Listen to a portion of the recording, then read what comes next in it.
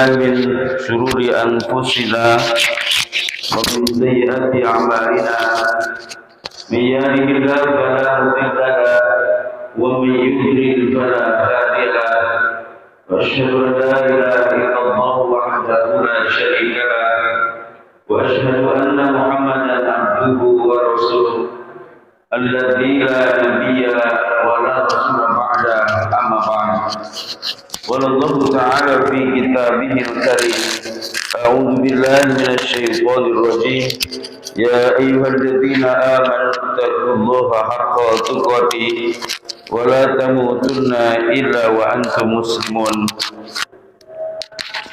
يا أيها الذين آمنوا أطيعوا الله وأطيعوا الرسول وأولي الأمر منكم فإن تنازعتم في شيء فردوه إلى الله والرسول إن كنتم تؤمنون بالله واليوم الآخر ذلك خير وأحسن تأويلا وقال رسول الله صلى الله عليه وسلم فإن خير الحديث كتاب الله وخير الهدي هدي محمد وشر الأمور محدثاتها وكل محدثة بدعة وكل بدعة ضلالة. Hadirin wa hadirat ikhwati iman jamaah Masjid Al-Mu'min yang saya hormati, sidang sholat subuh dan sholamul ilmi yang insyaallah dimuliakan Allah Subhanahu wa taala. Alhamdulillah, senantiasa kita memuji dan bersyukur kepada Allah Subhanahu wa taala atas limpahan rahmat, nikmat serta inayahnya kepada kita semua. Pada pagi hari ini kembali kita dapat berkumpul, bertemu wajah, bermuajah, bersua, bertatap muka, berjumpa kembali. Sebentar lagi kita akan berjumpa dan menyambut bulan Ramadan tahun 1444 Hijriah. Yang tentu saja bagi kita semua merupakan kesempatan emas kembali untuk bersama-sama meraih derajat yang paling tinggi di sisi Allah Subhanahu wa taala, yakni sebagai manusia yang bertakwa kepadanya. Dan tentu untuk meraihnya kita harus berjuang dan kita harus mampu mewujudkan derajat tersebut dengan melaksanakan segala apa yang menjadi wasilah, menjadi jembatan untuk mencapai kepada derajat yang paling tinggi itu. Karena kita semua maklum dan mafhum bahwa Allah Subhanahu wa taala memfardukan ibadah siam Ramadan agar orang-orang beriman mampu mencapai kepada ketakwaan. Dan kita pun telah mafhum bahwa ketakwaan adalah merupakan derajat yang harus diraih oleh seorang yang beriman. Karena Allah menyatakan dengan tegas bahwa inna akramakum indallahi atqakum. Sesungguhnya orang yang paling mulia di antara kalian adalah orang yang paling bertakwa kepada Allah Subhanahu wa taala. Kita pun sudah mafhum bahwa pengertian takwa adalah menjaga diri dan menjauhkan diri dari murka dan siksa Allah, menjauhkan diri dari siksa api neraka dengan cara melaksanakan segala perintahnya dan menjauhi segala larangannya, serta beramal berbuat sesuai dengan tuntunan uswatun hasanah Nabi Muhammad Rasulullah sallallahu alaihi wasallam. Maka berarti buat iman kita harus mampu menegakkan apa saja yang merupakan perintah Allah terkait dengan ibadah tersebut dan kita meninggalkan perkara-perkara yang dilarang yang terkait dengan ibadah tersebut, dan kita bersemangat menjaga amal-amal soleh kita selama kita melaksanakan ibadah tersebut. Itu adalah merupakan perangkat minimal. Maksimalnya adalah bahwa kita tetap menjaga kualitas dan kuantitas ibadah kita selama hayat. Tidak karena datangnya bulan Ramadan, tetapi itu merupakan tugas hidup kita selama hayat, yakni bahwa beribadah kepada Allah merupakan tugas hidup kita selama hayat sampai kita melepaskan dan dilepaskan ruh dan nyawa kita oleh Allah Subhanahu wa taala, berpisah dengan badan kita lalu berganti kehidupan dengan kehidupan alam akhirat, yang kemudian saat itulah kita mendapatkan balasan dari semua aktivitas ibadah yang kita lakukan selama hayat.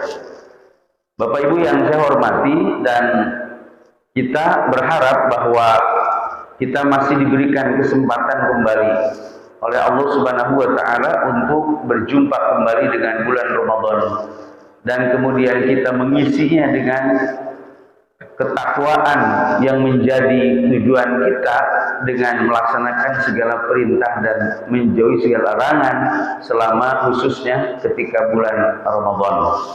Bapak Ibu yang saya hormati, dan pada pertemuan yang terbatas ini sebagai bentuk dari ungkapan rasa rindu kita kepada bulan Ramadan, maka biasa kita mendengar atau membaca tulisan marhaban ya Ramadan, ungkapan tarhib Ramadan, yakni menyampaikan sambutan kepada datangnya bulan Ramadan dengan menggunakan kata marhaban ya Ramadan, yang menunjukkan bahwa begitu sangat kangennya, rindunya, mengharapkan kedatangan bulan Ramadan. Kalimat marhaban ya Ramadan menunjukkan kerinduan kita bahwasanya bulan Ramadan bagaikan tamu yang sangat ditunggu-tunggu. Bulan Ramadan bagaikan tamu yang diundang. Maka ungkapan marhaban ya Ramadan mencerminkan itu. Meskipun ada kata yang mirip dengan itu, yakni ahlan wa sahlan, tetapi ada pengertian yang tidak sama kata para ulama. Kalau ahlan wa sahlan itu kita menyambut datangnya tamu, meskipun tamu tersebut bukan tamu yang diundang atau tamu yang memang sangat diharapkan hadir di depan kita. Maka ketika ia datang, misalnya ibadah iman tiba-tiba dia datang, lalu kemudian bertamu ke kita, maka diucapkan ahlan wa sahlan, selamat datang di rumah saya. Tetapi dengan ungkapan marhaban menunjukkan bahwa orang yang datang tersebut memang ditunggu-tunggu.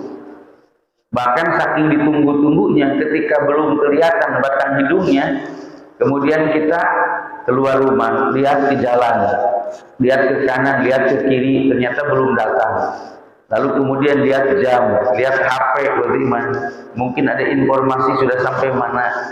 Maka ketika ia datang, kita ucapkan marhaban biqudubikum, selamat datang di tempat saya karena Anda sudah ditunggu-tunggu. Itu ungkapan tarhib Ramadan. Nah, tercermin dari itu, maka berarti kita sudah mempersiapkan. Kan tadi tamunya ditunggu-tunggu, Pak. Jadi apa yang kemudian menjadi ungkapan takrim, ungkapan kita menghormati tamu, maka kita sudah siapkan semua yang terkait dengan kita menyambut orang tersebut sesuai dengan kemampuan kita. Tapi tentu saja karena tamunya sangat ditunggu-tunggu, maka biasanya kita ingin supaya tamu itu senang gitu ya. Jangan sampai kecewa gitu ya. Maka kita persiapkan segala sesuatunya. Pokoknya ibadah iman kalau perlu tidak ada yang tertinggal. Mengungkapkan rasa rindu itu. Nah, tidak berbeda dengan ketika menyambut bulan Ramadan. Mengungkapkan marhaban di Ramadan berarti kita sudah mempersiapkan bekal, mempersiapkan segala sesuatu untuk menyambut tamu yang sangat diundang-undang. Bagaimana rahimakumullah? Nah, paling tidak ada 3 perkara, 3 hal yang menjadi amalia khusus pada saat bulan Ramadan. Yakni ibadah yang pertama adalah ibadah siamnya, ibadah puasa Ramadannya. Yang kedua adalah ibadah qiyam Ramadannya, ibadah sholat malam yang disebut dengan qiyam Ramadan, atau dalam bahasa para ulama disebut dengan sholat tarawih. Yang ketiga adalah yang disebut dengan menghidupkan malam Lailatul Qadar. Ini 3 hal yang khusus ibadah iman, ibadah khusus yang tidak ada di luar bulan Ramadan. Ibadah khusus yang ada di bulan Ramadan. Yang di luar bulan Ramadan tidak ditemukan, Pak. Bukan berarti bahwa di luar bulan Ramadan tidak ada ibadah puasa, tetapi selain Ramadan hukumnya tidak wajib. Karena hukumnya tidak wajib, maka ada kaifiyah tata cara ibadah puasa yang tidak sama. Menyikapi ibadah puasa yang hukumnya wajib dengan yang tidak wajib. Lalu kemudian bukan tidak ada di luar bulan Ramadan sholat malam, tetapi sholat malam di bulan Ramadan itu khas, yang tidak ditemukan di luar bulan. Sampai istilahnya pun ibadah iman itu khusus, tidak ada di bulan lain. Yang Syawal, yang Muharram, nggak ada, tapi kan yang Ramadan gitu. Itu menunjukkan istilahnya pun memiliki kekhasan. Kemudian yang ketiga, ibadah iman, tidak ada yang disebut malam Lailatul Qadar kecuali ini bulan Ramadan. Bahkan di bulan Ramadan pun itu khusus, bukan di semua hari bulan Ramadan, tetapi di akhir ibadah iman bulan Ramadan. Bapak Ibu yang saya hormati, karena kajian kita itu membahas tentang hukumnya, maka pada kesempatan ini lebih tertuju kepada pembekalan terkait dengan hukum ibadah iman. Bagaimana kita bisa melaksanakan 3 perkara selama bulan Ramadan dengan sebaik-baiknya. Ibadah iman rahimakumullah, dan yang disebut pembekalan berarti kita sudah menyiapkan bekal sebelum kita berangkat. Sebelum kita menyambut, bahkan kemudian ada di bulan Ramadan dengan segala aktivitasnya, maka sebelumnya harus punya bekal. Jangan sampai ketika bulan Ramadan kita masih mempertanyakan tentang ibadah kita. Masih ada yang nanya tentang ibadah puasanya dan segala aturannya, segala kaifiatnya. Masih ada yang nanya soal kapan kita santap sahur, jam berapa, gitu. Jangan sampai masih ada yang bertanya hal-hal seperti itu. Kenapa? Karena kita sudah berada di bulan Ramadan. Jangan sampai masih ada masjid yang belum ada ketegasan. Ini kita sholat tarawihnya, kaifiatnya bagaimana, dan ketika ditaklim masih ditanyakan, bagaimana. Termasuk ketika datang 10 terakhir Ramadan untuk melaksanakan i'tikaf buat iman. Bagi mereka yang memang sudah berniat melakukan i'tikaf, jangan sampai ketika masuk ke masjidnya masih bingung, hari keberapa saya masuk buat iman. Itu menunjukkan bahwa bekal ketika melakukan ibadah Ramadan itu sangat dibutuhkan. Pertama, ibadah iman terkait dengan ibadah siam Ramadan. Dengan firman Allah Subhanahu wa taala dalam Al-Qur'an surah Al-Baqarah 183 184, maka Allah menegaskan tentang hukumnya dari ibadah puasa Ramadan. A'udzubillahi minasyaitonir rajim. Ya ayyuhalladzina amanu kutiba 'alaikumusiyam kama kutiba 'alal ladzina min qablikum la'allakum tattaqun. Diketahui yang sudah ditetapkan bilangannya. Kapan itu? Dalam ayat berikutnya 185, Syahrul Ramadan alladzi unzila fil Qur'an. Lalu kemudian di tengah ayatnya, faman syahida minkum syahra falyasumhu. Barang siapa yang ia menyaksikan bulan Ramadan itu, barang siapa yang ia hadir di bulan Ramadan itu, maka hendaklah ia berpuasa pada bulan Ramadan. Dengan ayat tersebut, maka hukum ibadah puasa Ramadan adalah wajib. Bahkan di hadis, di riwayat, dibahasakannya adalah fardu. Bahwa Allah Subhanahu wa taala telah memfardukan ibadah puasa. Kata fardu, kata para ulama, tidak sama dengan wajib. Secara istilah, fardu lebih tinggi dari kata wajib, gitu Pak. Kalau wajib ibadah iman bisa jadi menetapkan hukum wajib itu ijtihad. Tapi kalau fardu itu berarti qat'i. Itu berarti pasti hukumnya gitu Pak. Nah, ibadah puasa Ramadan hukumnya wajib itu qat'i, itu pasti. Jadi bukan ijtihad, bukan hasil pemikiran dan kesimpulan hukum dari para ulama, bukan. Tetapi ibadah puasa Ramadan merupakan perkara yang hukumnya wajib ditunaikan oleh orang yang beriman. Maka ada konsekuensi bagi orang yang menunaikan ibadah puasa Ramadan. Tentu saja ia telah membuktikan imannya. Sebagai orang yang beriman, maka harus ia membuktikan imannya dengan ketaatan. Dan di antara perintah yang harus ditaati adalah ibadah puasa Ramadan. Yang kedua, tentu saja dengan kita melaksanakan yang wajib, sebagaimana kita tahu, mayutabu ala fi'lihi, suatu pekerjaan yang diberi pahala apabila mengerjakannya. Maka ketika kita menunaikan ibadah siam tersebut, insya Allah kita mendapatkan pahala dari Allah Subhanahu wa Ta'ala. Yang dengan pahala tersebut tentu itu menjadi pemberat, timbangan, mizan nanti di hari dia. Maka berarti sesuatu yang sangat luar biasa, pengaruhnya dahsyat luar biasa, kepentingannya untuk kita, karena itu menyangkut kepada mizan, timbangan amal soleh kita di hari kiamat. Bagaimana himakumullah? Sebaliknya, bagi orang yang meninggalkan ibadah puasa Ramadan, maka berarti dia sudah berbuat dosa.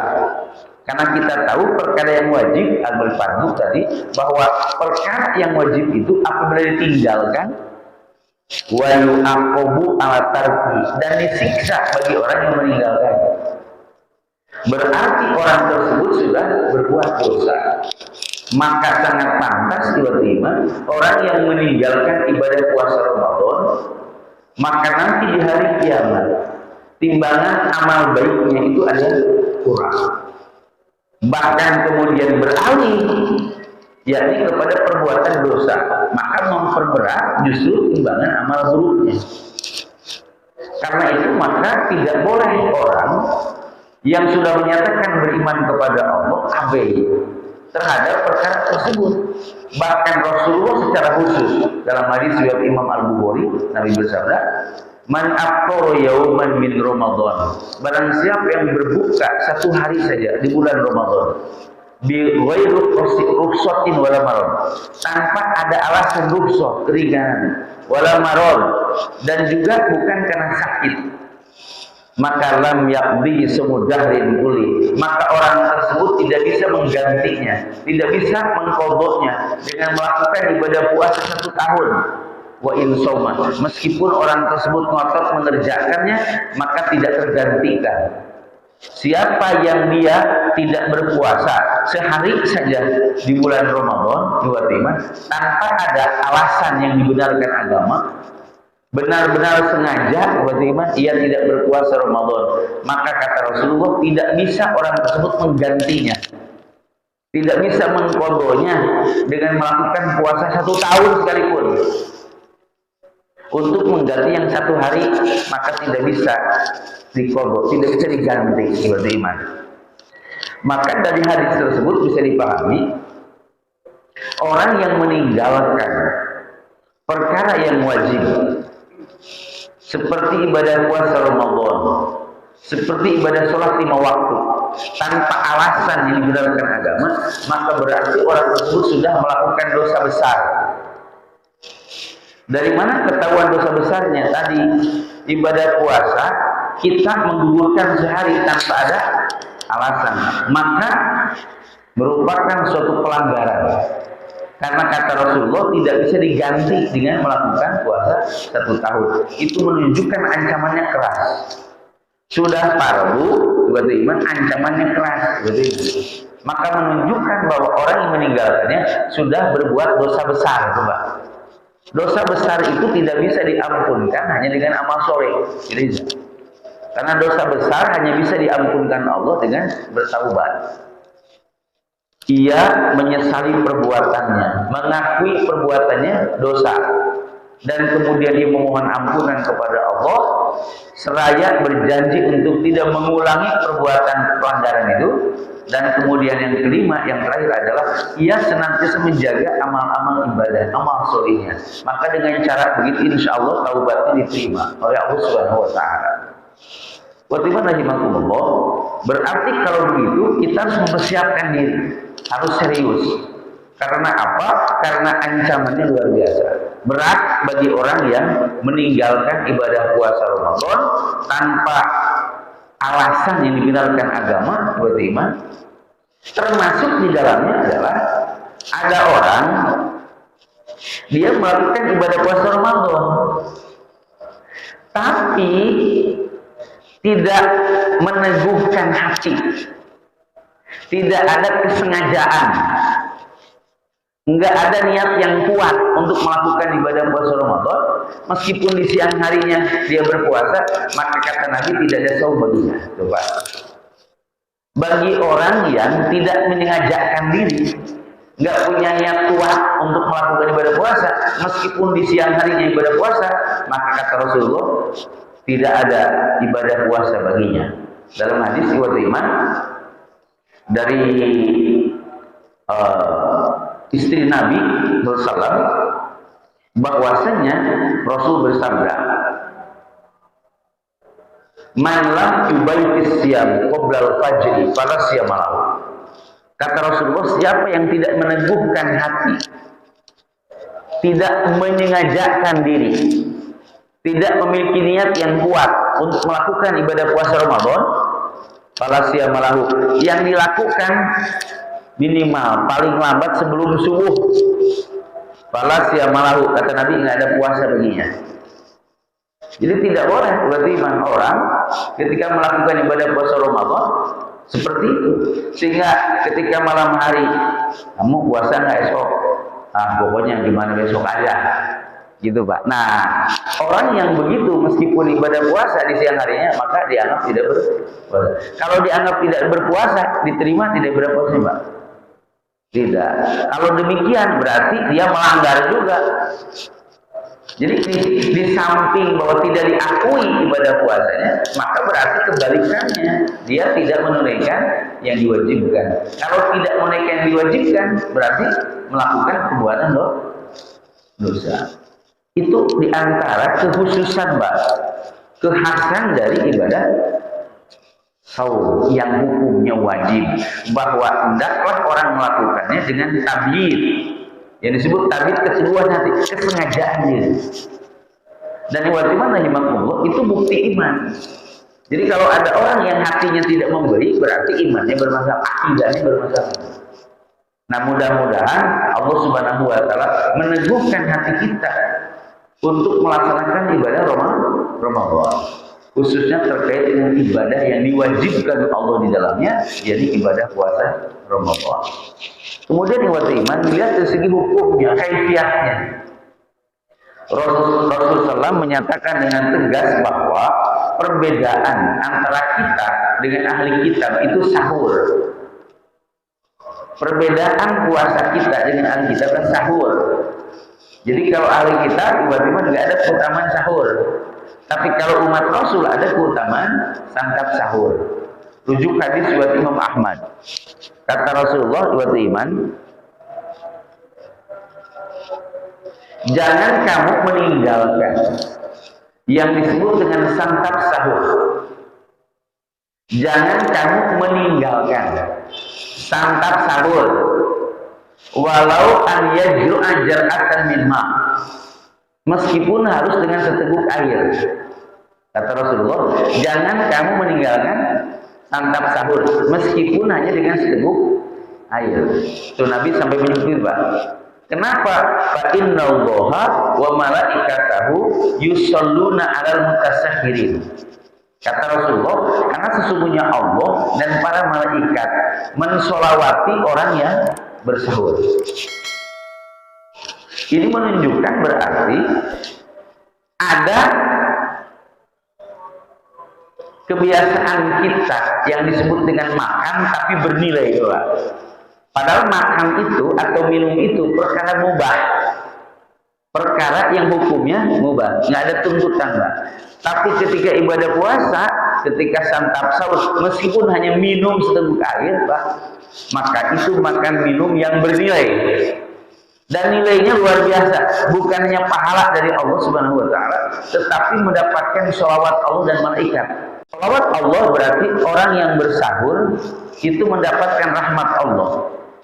Dan bentuk rahmat Allah Subhanahu wa taala adalah ia mendapatkan pahala dan pengampunan dosa. Jadi dengan sahur, Pak, kita dapat pahala dan pengampunan dosa. Dosa-dosa kecil kita diampunkan Allah, Pak. Dengan sahur. Bahasa kita, Pak, enaknya berapa kali, Pak? Berlipat ganda enaknya kan, Pak ya? Bapak udah disiapkan sesuai keinginan, makan Pak sudah pesen kan sama orang rumah, nanti sahurnya sama ini, itu makanan favorit Bapak gitu ya, favorit Ibu. Terus kemudian ketika mengkonsumsinya, ketika makannya dinikmati, terasa nikmat itu ya. Sudah begitu dapat pahala dari Allah dan juga pengampunan dosa. Pertanyaan saya, masih tidak tertarik sama sahur, coba? Pak, masih tidak tertarik sama sahur? Karena ada orang yang justru mengabaikan, Pak. Yang saya udah biasa ini satu, udah bisa puasa sunnah, gitu Pak. Sampai kemudian ketika Ramadan tidak sahur. Yang kedua, ada orang yang menganggap, saya mau kuat, insya Allah. Jangankan cuma 12 jam. Saya tuh udah biasa dulu, karena pernah tinggal di luar negeri, yang siangnya itu sampai berapa jam Pak? Di Rusia sampai 18 jam ya. Ya, bahkan ada yang sampai 20 jam ya Pak ya. Jadi saya itu udah biasa nahan makan minum gitu Pak. Ini bukan itu, karena ibadah puasa bukan siapa yang paling jago nahan makan minum, bukan Pak. Kalau bahasa nyelam bukan siapa yang paling lama di air gitu Pak, bukan. Karena sudah ada SOP-nya, sudah ada aturannya gitu gimana. Buat iman lagi mampu itu luar biasa terkait keutamaan santap sahur. Mohon maaf Bapak Ibu, kalau sudah begitu supaya kita mendapatkannya, kira-kira manajemennya seperti apa? Supaya makin terdorong untuk santap sahur. Contoh seperti tadi Pak. Jadi dari sejak malam itu atau bahkan siang ya Pak ya, pokoknya saya pengen makan sesuai dengan selera saya gitu Pak. Itu mendorong kita supaya semakin kuat gitu. Bagaimana rahimahumullah, itu keutamaan santap sahur. Selanjutnya, santap sahur itu kapan? Santap sahur itu di waktu sahur. Kapan waktu sahur itu? Yang namanya malam itu ibadah iman berdasarkan hadis yang sahih itu dibagi 3. Ada awal malam, yakni setelah Isya. Jadi kalau sudah masuk waktu Isya, berarti sudah awal malam juga. Ibadah iman dan himakumullah. Kemudian ada tengah malam, ada akhir malam. Dari ba'da Isya ibadah iman itu sampai akhir waktu Isya. Karena mohon maaf kita sudah bahas waktu sholat itu semua ada batas akhirnya, gitu Pak. Termasuk sholat Isya. Karena sebagian ada yang berpendapat bahwa waktu Isya itu pokoknya sampai sebelum subuh. Padahal dalam hadis yang sahih riwayat Imam Muslim misalnya itu ditegaskan bahwa yang namanya sholat Isya itu sampai tengah malam. Disebutnya syatul dain, sampai tengah malam. Nah tengah malam itu ibadah iman bukan tengah siang. Misalnya duhurnya jam 12.00, berarti tengah malam itu jam 24 atau jam 00 gitu. Bukan itu Pak. Karena Pak ibadah iman itu karena mengikuti pergerakan semu matahari. Dan disebutkan oleh para pakar astronomi Pak, sehingga di kalender sudah dicantumkan akhir waktu Isya gitu Pak. Artinya kalau akhir waktu Isya berarti misalnya akhir waktu Isya jam 11 buat iman, maka berarti lewat dari jam 11 sudah bukan waktunya sholat Isya, kecuali bagi orang yang lupa atau ketiduran. Maka itu aturannya aturan lain disebutnya.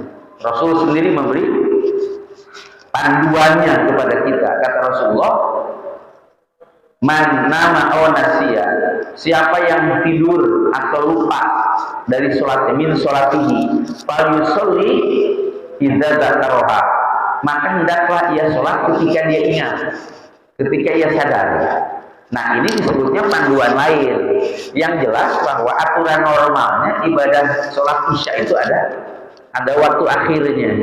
Makanya buat iman tidak disukai orang tidur sebelum sholat isya gitu. Kenapa? Karena khawatir kebablasan. Jadi upayakan bahwa kita sudah sholat isya sebelum kita tidur. Supaya apa? Supaya terjaga kewajiban tersebut yang sudah jelas ada batas waktunya. Buat iman dan imakumullah. Karena itu maka malam itu dibagi ada 3 waktu. Ada awal malam, tengah malam, akhir malam. Nah akhir malam juga iman itu kalau menggunakan jam atau waktu buat iman itu dari jam 2 sampai subuh. Bisa kalau subuh jam 4 berarti 2 jam Pak. Kalau kemudian setengah 5 berarti 2 jam setengah. Itu sebutnya akhir malam. Nah akhir malam itu dibagi lagi Pak menjadi 3. Jadi sepertiga awal akhir malam gitu Pak. Ada sepertiga akhir dari akhir malam. Nah Rasulullah itu berarti ini Rasul apabila sahur jarak antara sahur dengan subuh itu qadra khamsina ayat. Seukuran baca Quran 50 ayat. Bapak baca Al-Quran 1 ayat berapa menit? Kalau Bapak 1 ayat, mohon maaf, ayat di surah Al-Baqarah 183. Ya ayyuhalladzina amanu kutiba alaikumusiyam kama kutiba ala dzini qablikum. Taruh sudah takut, tapi semenit kelamaan gitu. Kenapa? Ternyata Bapak bacanya diulang-ulang. Gitu Pak. Kalau di sini nggak diulang-ulang gitu ya. Gitu. Kalau diulang-ulang berarti terbata-bata gitu ya. Gitu. Jadi Bapak dihitung tuh. Kalau 50 ayat dengan bacaan yang tartil itu bisa sampai kepada waktu ibadah iman 15 menit. Jadi Rasulullah itu sahur ibadah iman jarak dari sahur ke subuhnya itu seukuran baca Al-Quran 50 ayat. Jadi kalau mungkin di menit, kalau tartil 15 menit itu santap sahur yang santapnya. Kalau persiapannya ya, nyantapnya gitu loh. Nah itu menunjukkan bahwa cara Rasul itu bukan tidak boleh sebelumnya, yang penting di waktu sahur gitu. Nah tetapi ada keutamaan. Di sini kalau tadi santap sahurnya, sekarang mengakhirkan santap sahur punya keutamaan lagi, bonus lagi tuh Pak. Jadi sahur itu jangan justru orang diawalkan dari waktu iman. Sahurlah diakhirkan. Kenapa? Ada keutamaan mengakhirkan. Jadi sudah mepet ke subuh gitu Pak. Karena Bapak kan makannya menunya banyak Pak. Bapak kan makannya cuma sama kerupuk. Kerupuk makannya Pak. Cuma di sampingnya ada sate, ada sayur gitu Pak. Jadi makannya sederhana Bapak itu. Nah karena lumayan gitu ya, kalau 15 menit kayaknya kurang waktunya gitu Pak. Nah mungkin agak setengah jam ya, paling itu setengah jam lah.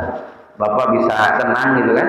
Nanti katakanlah 5 menit sebelum subuh sudah persiapan untuk melaksanakan sholat subuh. Jadi kenapa mengakhirkan sahur diutamakan? Satu, karena memang Rasul menyebutkan bahwa seseorang tetap itu dalam kebaikan Allah selama ia mengakhirkan sahurnya. Ma'akhirus sahur, ketika ia mengakhirkan sahurnya, maka santap sahur lebih baik diakhirkan sebelum subuh gitu Pak. Nah kalau saya dari dulu buat iman, kalau santap sahur itu memang begitu Pak. Jadi meskipun bagaimana saya tidak mau tuh Pak untuk minum atau enggak. Pokoknya saya sahurnya di 15 menit sebelum subuh berarti Mas. Itu kita mendapatkan bonus lagi tuh Pak. Keutamaan yang pahala lagi tuh Pak. Kemudian waktu iman nanti soal hikmahnya, Seperti yang tadi saya sampaikan. Berpuasa itu bukan siapa yang paling lama, bukan.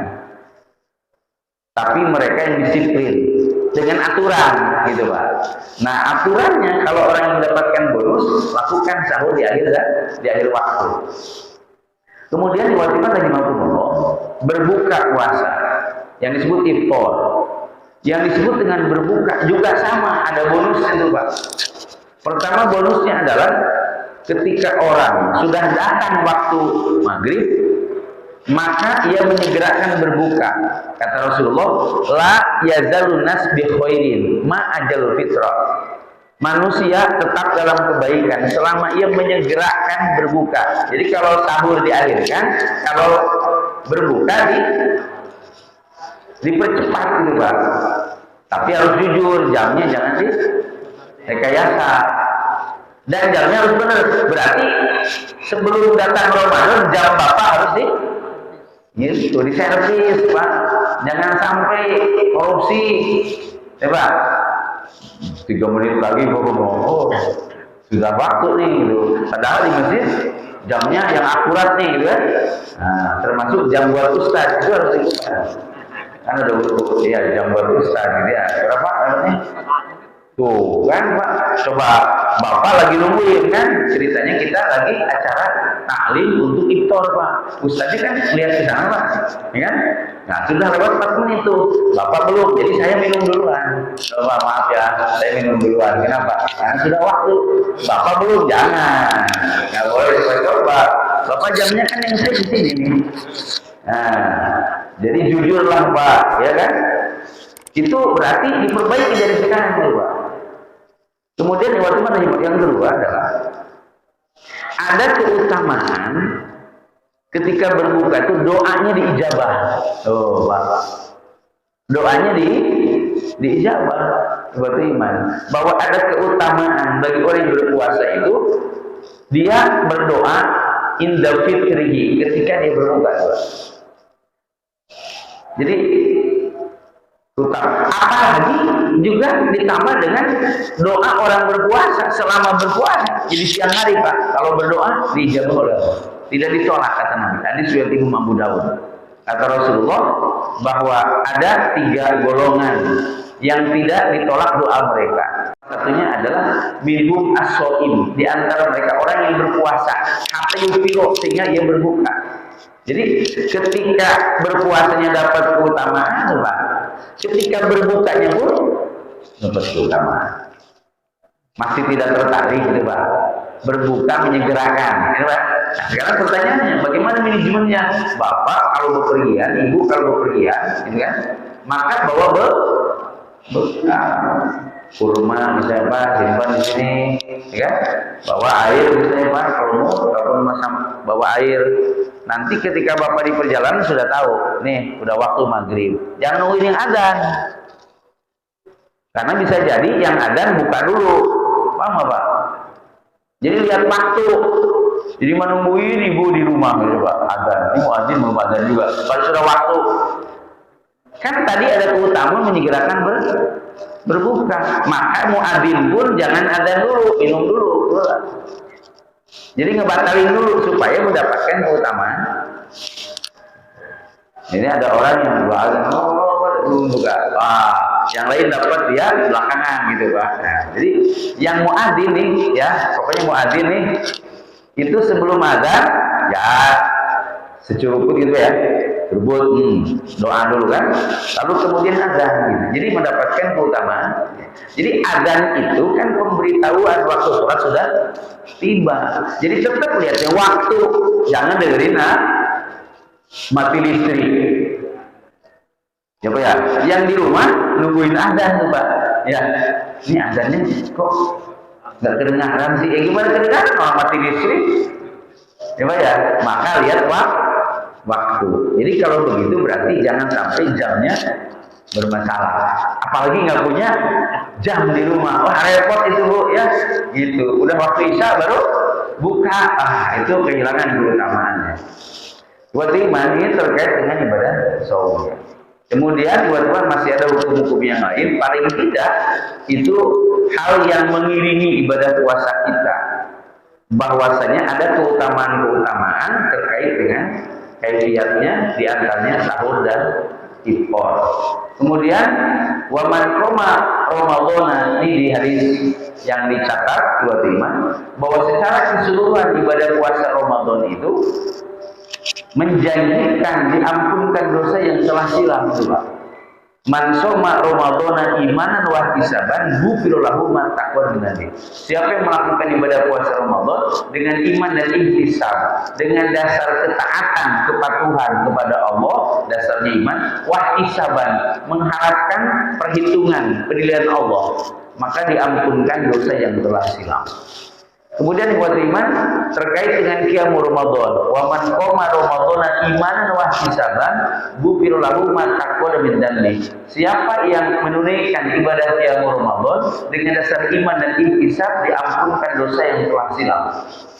Dan kemudian wa man qoma lailatul qadri imanan wa ihtisaban ghufira lahu ma taqaddama min dhanbi. Barang siapa yang menunaikan, mengisi ibadah di malam Lailatul Qadar dengan dasar iman dan ihtisab, maka diampunkan dosa yang telah silam. Ini merupakan kesempatan emas yang luar biasa. Dengan 3 amaliyah yang khusus buat iman, itu menjanjikan pengampunan dosa.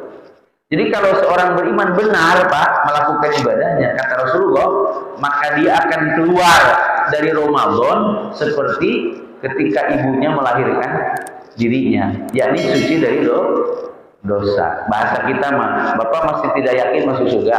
Soalnya ada orang yang nggak yakin masuk surga itu. Bahkan pengennya masuk neraka gitu, Pak. Ini umat Rasul itu, Pak, hidupnya sebentar. Ya. Kata para ulama, di antara hikmahnya umat Rasul hidupnya sebentar itu supaya dosanya nggak terlalu banyak gitu, Pak. Bayangin dengan umat di masa lalu ya, sampai ratusan tahun berarti. Nah, ini di antara keutamaannya. Dan itu di antara kasih sayang Allah kepada umat Rasul. Jadi tidak lama-lama hidupnya, Pak. Supaya apa? Dosanya tidak sampai berat gitu. Bisa dibayangin tuh, Pak. Umat dulu kan, ya itu timbangan amal ini seperti apa tuh? Beratnya itu bayang gitu kan. Nah, umat Rasul justru itu diringankan gitu, Pak. Mudah-mudahan apalagi dengan ibadah kita, mudah-mudahan justru dosa-dosa kita hampa, nggak ada di timbangan itu dosa. Kalau sudah tidak ada pasti masuk surga, Pak. Tidak akan masuk neraka, tidak akan transit gitu, Pak. Jadi antaranya adalah ini sebutnya ibadah tahunan, Pak. Setahun sekali kan? Emang ada Ramadan di luar Ramadan? Ya kan? Ini setahun sekali, Pak. Maka persiapan kita harus luar biasa, termasuk ibadah sholat tarawihnya, ibadah qiyamul Ramadannya. Lagi-lagi buat iman, kita harus punya ilmunya, bekal ilmu. Jangan berpikir bahwa, wah pokoknya kalau sholat malam itu siapa yang paling lama itu nggak begitu, Pak. Kalau Rasulullah sholatnya lama, mau di bulan Ramadan, di bulan Ramadan, itu Rasul, Pak. Jadi bukan soal lamanya, tetapi ketaatan kepada tuntunannya.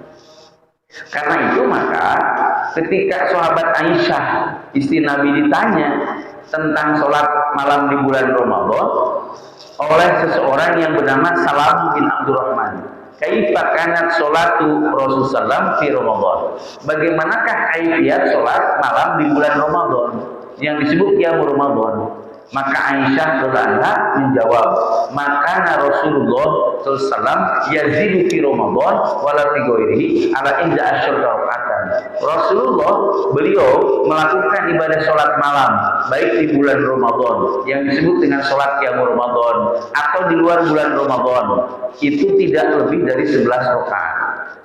Hadis sahih riwayat Imam Al-Bukhari. Lalu kemudian dirinci oleh beliau sesuai dengan pertanyaan yang bertanya.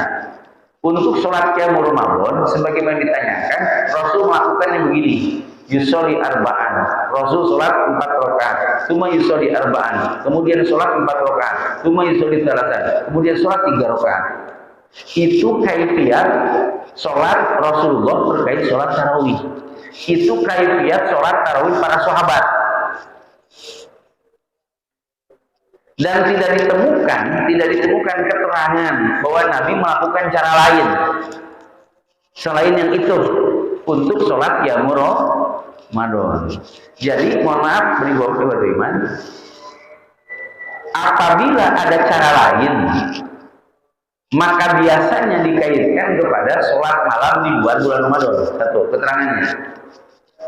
Jadi bukan terkait dengan sholat qiyamul Ramadan, tapi qiyamul lail, bahasa orang sholatul lail atau sholat tahajud berarti iman. Itu biasanya dikaitkan ke situ berarti iman.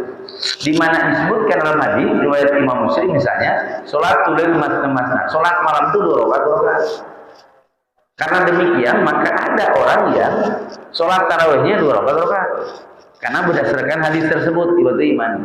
Nah, sedangkan di hadis yang tadi khusus bahwasannya sholat malam Nabi di bulan Ramadan caranya adalah 443, jumlahnya 11. Sekali lagi iman itu contoh Nabi dan sahabat. Karena Nabi tidak pernah melakukan cara lain selain itu. Bagaimana rahimahumullah, dan itu diterangkan, disampaikan oleh sahabat manusia yang paling tahu tentang sholat malam Nabi di kolong langit ini, kata sahabat Ibnu Abbas. Sahabat Ibnu Abbas berkata kepada orang, inginkah kalian aku tunjukkan kepada orang yang paling tahu tentang sholat malam Nabi di kolong langit ini, kata Ibnu Abbas. Itu para sahabat, Pak. Kata orang tersebut, iya mau. Kata Ibnu Abbas, siapa tuh? Kata orang itu. Kata Ibnu Abbas, Aisyah dolana. Aisyah adalah orang yang paling tahu tentang sholat malam Nabi di kolong langit ini. Tuh, Pak. Jadi sahabat kalau nanya sholat malam pasti nanyanya ke Aisyah. Itu yang paling akurat keterangannya gitu, Pak. Yang lain juga ada menjelaskan, tetapi kalau ada perbedaan biasanya yang dipegang itu Aisyah, karena Aisyah lebih tahu terkait dengan sholat malam roh, termasuk di kalangan istri-istrinya sendiri. Bayangkan.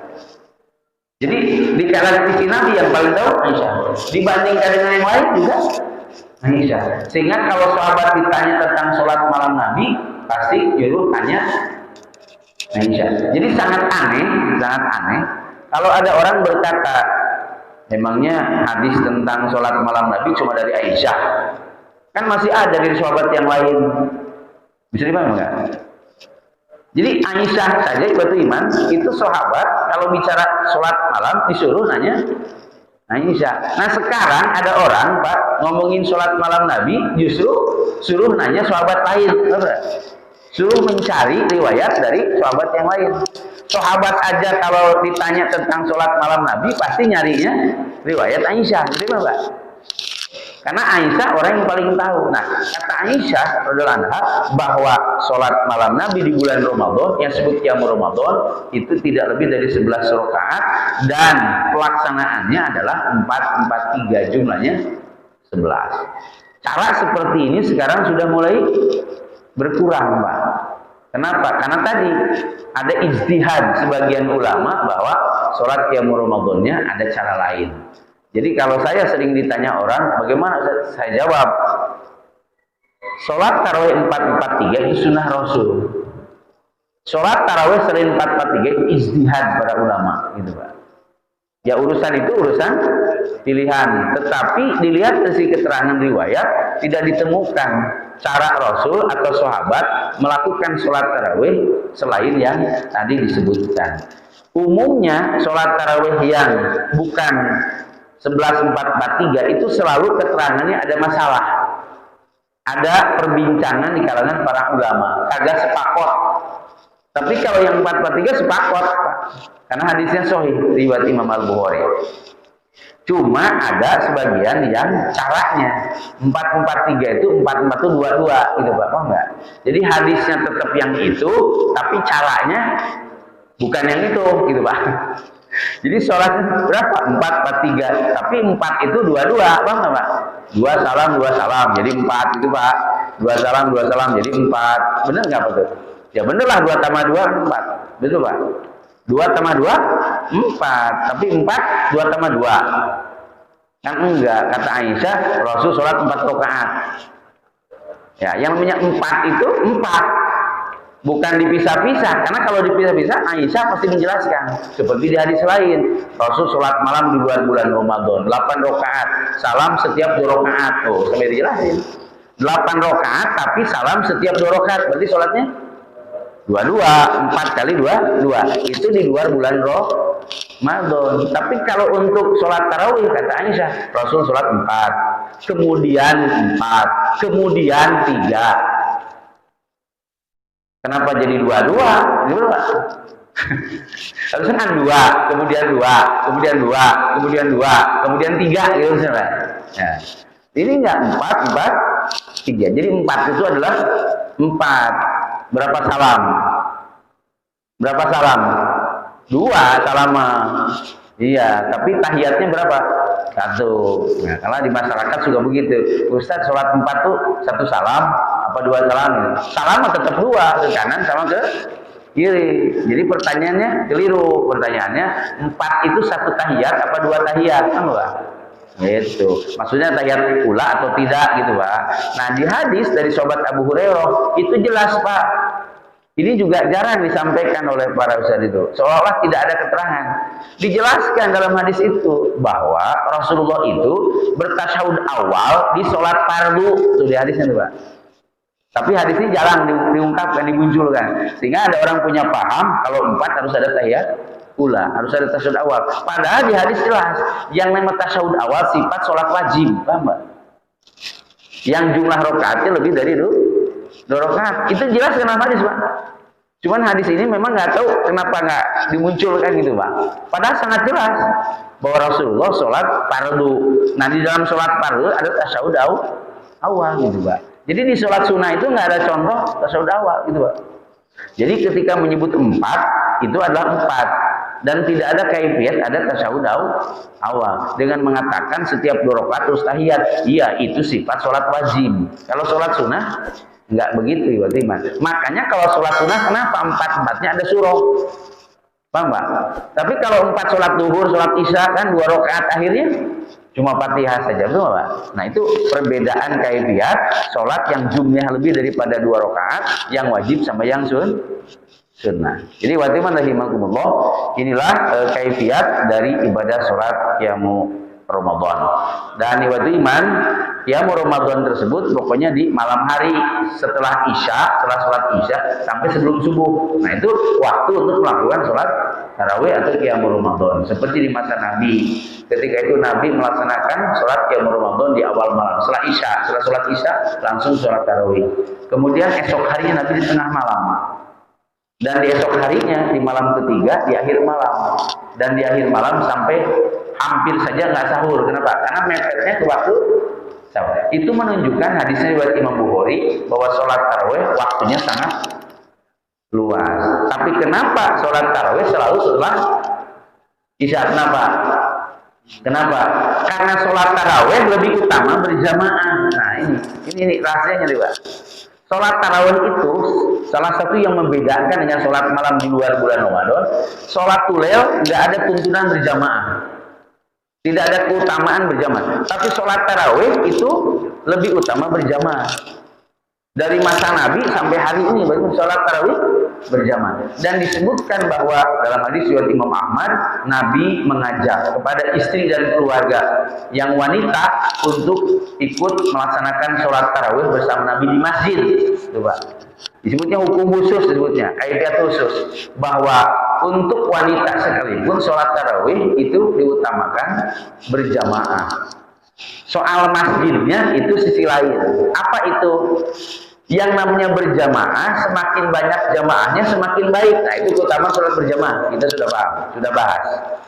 Sementara kalau kita berjamaah di tempat lain selain masjid, bahasa kita, masjid kan tempatnya lebih luas, maka tampungan orangnya akan lebih banyak. Maksudnya Pak? Makanya orang sholat tarawih kemudian di masjid, karena di masjid berjamaahnya akan bisa lebih banyak. Karena semakin banyak jamaah semakin baik kata Rasulullah sholat berjamaah. Kan kalau melakukannya tengah malam orang sudah pada tidur, kan Pak? Kalau dilakukan di akhir malam orang sudah tidur, maka sholat tarawih dilakukannya sebelum tidur, yakni setelah sholat isya. Paham nggak korelasinya Pak? Jadi kenapa sholat tarawih ini selalu dilakukan setelah isya? Karena sholat tarawih itu diutamakan berjamaah. Dan berjamaah itu semakin banyak orangnya semakin baik dan dicintai Allah, kata Rasulullah. Sedangkan melakukan sholat tarawih setelah isya berarti orang masih melek. Karena masih melek, masih dimungkinkan orang lebih banyak. Sedangkan di tengah malam, di akhir malam, orang sudah pada tidur atau masih tidur, sehingga orang yang sholat tarawihnya bisa saja kalaupun berjamaah tidak sebanyak di awal malam. Itulah hubungannya kenapa selalu setelah isya. Padahal waktunya boleh di akhir malam. Insya Allah untuk itikaf atau Lailatul Qadar kita bisa bahas dan kita kaji bersama nanti ketika di bulan Ramadan, paling tidak karena disebut terakhir Ramadan. Tetapi paling tidak menunjukkan bahwa kesungguhan kita, persiapan kita itu sudah sejak sekarang diingatkan kembali supaya kita lebih prima ketika kita berada di bulan Ramadan. Karena semakin meroket bukan semakin lemas tuh Pak.